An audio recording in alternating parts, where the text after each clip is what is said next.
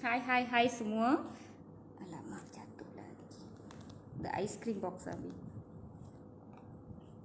Hai semua. Selamat datang sekali lagi ke sesi live Cerita Dr. Mala. Sorry tadi ter-end sebab saya cuba live daripada laptop because I nak tunjuk sedikit gambar untuk you all, tapi malangnya laptop ni dia tak detect mic ni. So dia rasa macam tak ada suara, right?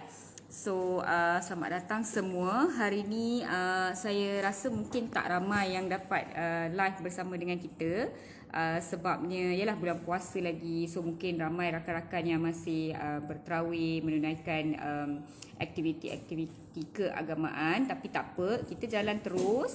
Kita teruskan sesi perkongsian ilmu kita, sebab ialah COVID-19 pun sekarang memang tengah kadar jangkitan sangat tinggi. Sekarang kita macam dah biasa tau tengok new case yang 3,000 setiap hari, 4,000 setiap hari. Memang jadi macam biasa. Sebelum ni 100 sehari, 200 sehari pun kita jadi macam terkejut waktu dekat PKP pertama dahulu. Tapi sekarang macam dah terlampau immune dah dengan nombor yang begitu tinggi. Jadi agak menakutkan sebenarnya. Dan ramai luar sana yang langsung tak takut dengan jangkitan COVID-19 ni, yang rasa jangkitan COVID-19 ni sebenarnya satu propaganda, satu penipuan sahaja dan sebagainya. Okey, tak apa. Kita santai-santai saja malam ni, kita relax saja. Malam ni saya nak bercerita tentang apa itu jangkitan COVID-19 dan apa keadaan negara kita sekarang, apa kadar jangkitan kita sekarang. Itu sahaja saya nak bersembang dan bercerita dengan you all semua. Okey.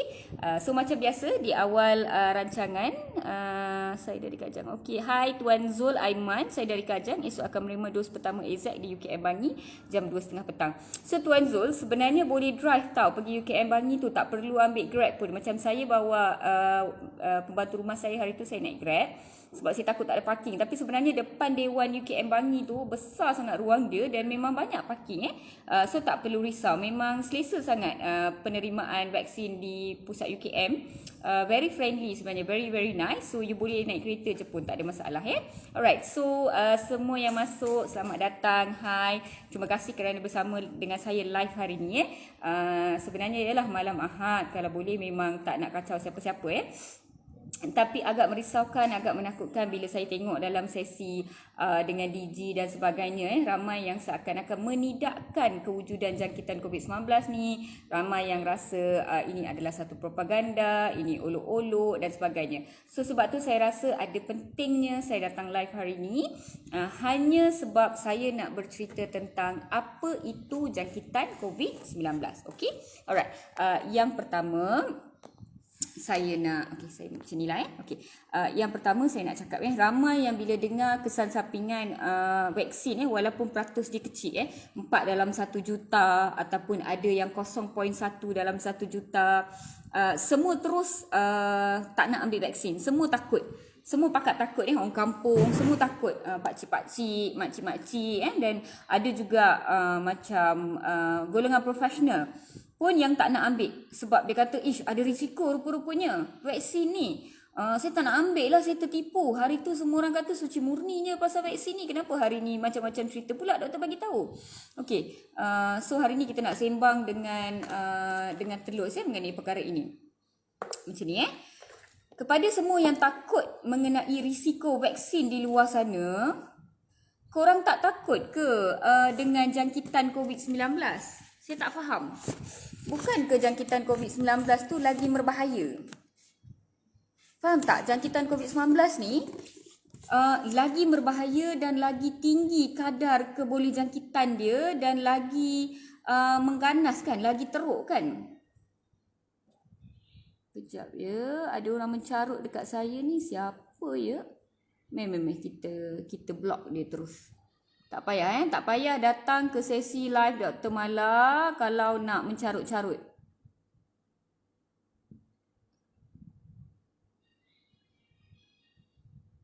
Kita apa, sekejap lagi saya block dia, saya sebut je. Okey. Alright. So ramai yang takut bila dengar kesan sampingan vaksin COVID-19. So saya nak tanya dengan kalian semua, takut dengan kesan sampingan vaksin, takut dengan jangkitan COVID-19 tak? Kamu tengok tak kes baru setiap hari? Kamu tengok tak kadar orang yang dekat ICU, orang dekat Jabatan Kecemasan? Kamu tengok tak? Kamu takut vaksin je, tak takut jangkitan. Vaksin tu dia punya side effect dia, contohnya AstraZeneca daripada 21 million penerima, 168 kes dilaporkan ada berlakunya kes darah beku. Dan daripada 168 tu yang kritikal saya tak ingat berapa, dalam 1 hingga 2% sahaja.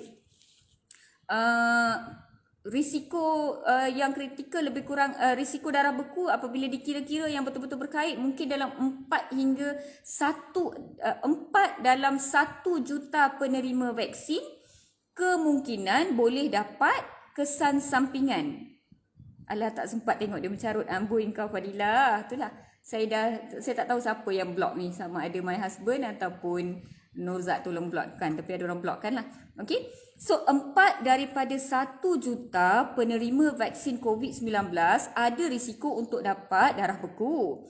Tapi bila kita tengok kes baru di Malaysia lebih kurang 4498, kes baru dalam satu hari 4900. Bila kita ambil kes lebih kurang 4500 lah. Saya baru buat matematik tadi. So bila kita tengok new case dekat Malaysia, kalau kita ambil dalam 4000 hingga 4400 sehari, maksudnya dalam 32.7 million rakyat Malaysia, dalam 32.7 million rakyat Malaysia, 4,498 orang didapati mempunyai jangkitan COVID-19 yang baru. Bukan yang dah sembuh, yang semalam kemarin kita tak kira. Kita kira satu hari. So dalam satu hari, 140 orang dalam 1 juta rakyat Malaysia dapat COVID-19. Dalam satu hari. 140 orang daripada 1 juta rakyat Malaysia dapat COVID-19. 4 orang daripada 1 juta penerima vaksin AstraZeneca mungkin ada risiko dapat darah beku. Mana satu yang you all nak lebih takut ni sebenarnya? Cuba cerita betul-betul. Cuba cerita apa yang lebih berbahaya. Punca yang berlaku darah beku ni, Encik Muhammad Taib, saya nak jawab. Apa yang mereka jumpa adalah vaksin AstraZeneca je sebenarnya yang duk cerita tentang darah beku ni. Vaksin-vaksin lain tak ada pula cerita pasal darah beku. Vaksin lain tak ada kesan sampingan yang beria pun. Paling-paling teruk pun alahan je alergik. Bagi ubat alergik settle, tak ada masalah.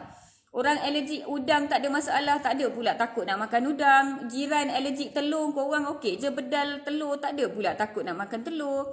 Yang pakcik sebelah rumah tu alergik daging, kalau makan daging habis bengkak satu muka dia, korang elok je bedal sup daging, serunding daging, tak ada masalah pun. Alih-alih orang lain ada risiko darah beku, tiba-tiba semua orang pakat takut. Saya tak faham lah.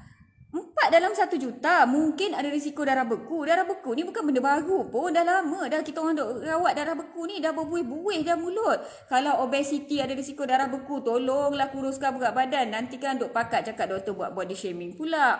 Dah kata dah kalau merokok ada risiko darah beku, tolonglah berhenti merokok. Yang kita orang ni penat kerja malam, barulah settle nak duduk lepak pukul 1 pagi 2 pagi baru nak hirup teh, dah bunyi-bunyi red zone pumpang datang-datang. Rupa-rupanya darah beku. Ni bukan tahun ni, tahun lepas dah lama dah. Darah beku ni. Tutak-tutak tiba-tiba sekarang baru nak takut. Yang selama ni korang duduk lepak dengan perokok dekat kedai-kedai mamak tu tak takut pula darah beku. Yang obesity dalam satu keluarga punyalah ramai berat badan berlebihan. Punyalah ramai budak-budak kecil pun dah gemuk-gemuk dah. Semua tak nak main, duk pegang gadget, duk pegang komputer, main PS2. Dah berat. Budak darjah 2, darjah 3 pun dah berat 70-80 kilo. Lagi berat daripada Dr. Mala. Itu korang tak pakat takut pula. Habis itu alih-alih vaksin AstraZeneca 4 dalam 1 juta mungkin. Satu vaksin je. Yang lain tak ada berita pun. Yang lain okey suci murni tak nak cerita pula. Hot satu ni tiba-tiba semua pakat takut. 140 rakyat Malaysia daripada 140 daripada 1 juta rakyat Malaysia setiap hari ada risiko untuk dapat jangkitan COVID-19. Tak takut ke? Tak nak pakat takut. Takutnya. Okey, apa itu jangkitan COVID-19? Saya baru sedar ada follower bagi tahu, nasib baiklah. Punyalah selama-lama ni Dr. Mala duk sembang, duk bebel pasal vaksin COVID-19. Rupa-rupanya saya tak pernah cerita pasal COVID-19. Saya tak pernah cakap pasal apa itu jangkitan COVID-19. Jadi Itulah orang tak faham kenapa saya kena ambil vaksin, doktor. Ya, macam ni. Jangkitan COVID-19 ni adalah satu jangkitan yang datang dekat hidung dan mulut kita. Dia masuk melalui, kita panggil upper respiratory tract. So dia duduk dekat situ, tapi dia dengan lajunya pergi dekat bahagian bawah paru-paru kita, dekat bronchioles, bronchioli, alveoli, dia masuk dalam paru-paru. Okey, dan dia menyebabkan radang paru-paru. Dengan cepatnya dia makan sel-sel dekat paru-paru tu yang sepatutnya angin masuk sampai hujung paru-paru, dia habis dia dah jadi gelap, dia dah jadi kelabu gitu. Kita panggil ground glass appearance. Habis kat bawah tu mula-mula dia makan, lepas tu dia naik kat tengah, lepas tu dia naik satu sampai atas, habis hilang. Sebab tu orang yang jangkitan COVID-19 ni dia sesak nafas, dia batuk kering, dia batuk tapi dia tak ada kahak. Dalam batuk dia sakit. Dia batuk-batuk sampai terkencing-kencing orang COVID-19 ni. Batuk dia, kalau kita dengar dia batuk, kita yang sakit tekak sebab punya dalam batuk dia. Tapi COVID-19 ni, problem dia tak demam. Tu masalah dia. Semua pasien akan cakap, saya tak demam doktor. Jadi dia rasa dia tak sakit sebab dia tak demam. Itu COVID-19 dia demam dia dedah je gitu. 37.6, 37.8, sehari demam, 2 hari demam. Hari ketiga, reda dah tak demam. Hari keempat macam nak demam, tapi bila cek 37.2, 37.3, malam tu baru naik sikit 37.7, demam 37.8, sikit-sikit je. Hari keempat, hari kelima tu pun demam sikit-sikit je. Siapa yang streskan Zalifah ni? Abdullah Fahim. Tak apalah, saya bagi awak ke... Okey, saya dah block dah dia. Padan dengan muka dia. Okay Zalifah, you can have a good time sebab saya dah block dah dia. Okay, so itu adalah COVID tau. Dia macam batuk, sakit tekak, lepas tu demam dia dedah je. Jadi bila kita jumpa patient kan, dia akan cakap, tapi saya tak demam doktor. Dia kadang-kadang bila datang hospital kita check dia 37.8 ataupun dia 38, dia sendiri terkejut. Sebab dia tak rasa pun dia demam, dia tak rasa pun badan dia panas. So itu adalah problem dengan COVID ni sebenarnya, sebab dia bukan demam yang tinggi dan dia batuk. So COVID ni macam saya cakap semalam ada 5 stage. So dalam stage yang pertama dia tak ada simptom. Stage kedua dia ada simptom sikit-sikit saja. Seperti we can get photo for me. So dalam stage yang kedua dia akan ada simptom seperti demam, batuk, sakit tekak, sesama dan sebagainya. Stage ketiga, barulah COVID tu pergi dekat paru-paru kita. Okey, baru pergi dekat paru-paru seseorang tu, dah dia makan paru-paru tu. Bila dia pergi dekat paru-paru, dah makan paru-paru, maka oksigen dalam badan seseorang akan kurang. So dia dah mula bagi jangkitan dekat paru-paru dah.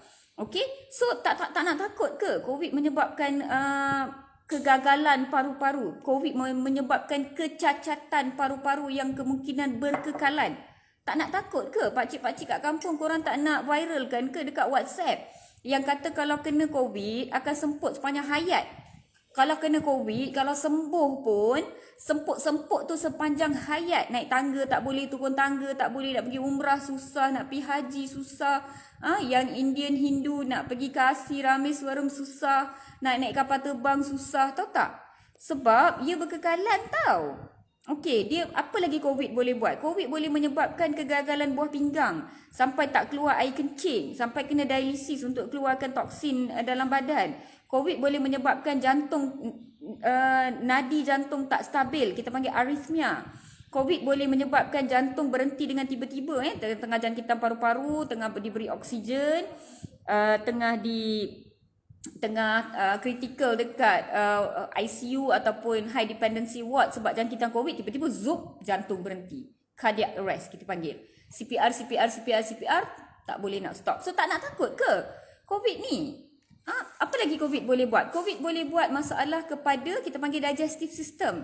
COVID boleh menyebabkan kempung perut yang berkekalan tau. Saya ada jumpa patient post COVID dekat 3 bulan dah dia sembuh daripada COVID. Bulan 12 dia kena jangkitan, dia kata hari tu husband dengan wife dia datang ke hospital tempat saya bertugas. Tahu pula dia orang kat mana saya kerja, walaupun saya tak pernah cakap dekat mana-mana live pun, saya tak pernah cakap dekat mana saya bekerja. Tapi sebab wife dia follower saya, so mereka selamatlah sampai ke tempat yang saya bekerja, memang nak jumpa dengan saya. Dia dah sembuh COVID daripada bulan 12 tahun lepas So you all kira lah dalam 4 bulan kan, dia jumpa saya bulan lepas kan. Dia punya kembung perut tu tak baik sampai sekarang. Dia kembung, sak-sakkan dia rasa macam dia tarik-tarik, sak-sakkan dia rasa macam sakit dekat dua-dua belah ni, berikat ni. Memang tak senang sangat. Bloatedness, long term bloatedness. So tak nak takut ke long term complications yang of COVID yang macam ni? 140 daripada setiap juta rakyat Malaysia boleh dapat jangkitan COVID-19. You all tak takut ke? Nak takut vaksin saja. Saya tak faham orang yang takut vaksin, you all tak takut COVID ke? You all dah buka puasa kan nak minum tengok ni, tolong jawab kejap-kejap. Senang sikit nak cari. Nur Rashid, takut doktor sebab saya dah kena jangkitan kuman dekat paru-paru dan paru-paru baik. Itu pun dah rasa seksa. Yes, ini jangkitan kuman paru-paru yang biasa saya rasa yang disebutkan. Pneumonia biasa. COVID ni 4 kali ganda daripada pneumonia biasa tau. Kejap-kejap, saya nak habis Twitter. Komplikasi jangkitan COVID-19 saya dah cakap jantung, saya dah cakap buah pinggang, saya dah cakap perut. Okey, orang jangkitan COVID-19 selalu dapat hati gagal, liver failure. Ada yang terpaksa dimulakan apa yang kita panggil NAC protokol, ubat untuk protect liver, liver enzymes iaitu enzim-enzim yang hati tu naik, normal dia 46, 42, 50 gitu je nombor dia, naik sampai beribu-ribu, 2,000, 3,000 naik. Tak boleh nak buat apa-apa, badan jadi kuning, air bertakung dekat perut. Korang tak takut ke? Tak nak takut COVID? Apa lagi COVID boleh buat? COVID boleh buat neurological problem, jangkitan sampai masuk dekat selaput otak, jangkitan masuk dekat selaput tulang belakang, menyebabkan meningitis, menyebabkan sawan, menyebabkan lumpuh, menyebabkan nanah dalam otak. Tak nak takut ke? Nak takut vaksin juga. Vaksin tu satu je dia kata darah beku. Doktor semua reti macam mana nak rawat darah beku. Daripada exam medical school kita orang dah menjawab dah macam mana nak rawat darah beku. Macam-macam teknologi nak rawat darah beku ni tau. Semua hospital swasta nak dapat lesen mesti kena tunjuk dekat mana dia simpan ubat darah beku dia. Warfarin ada berapa, dabigatran ada berapa. Semua kena tunjuk. Tak ada masalah pun yang korang takut sangat. Yang COVID ni tak nak takut pula. Okey, apa lagi komplikasi jangkitan COVID-19? Okey, COVID-19 boleh bagi psychological impairment. Ramai survivor COVID-19 walaupun dia dah keluar daripada jangkitan COVID-19, walaupun dia ada support system yang bagus, keluarga yang sangat bagus support system dia, tapi mereka masih mengalami mental trauma. Mereka tak boleh tidur malam, mereka ada masalah untuk fokus, mereka ada masalah untuk dalam kita panggil memory problem, mereka ada masalah hiccups yang berpanjangan, dia sedu berpanjangan, sedu sampai dia stres dengan diri dia, dan macam-macam lagi psychological problem.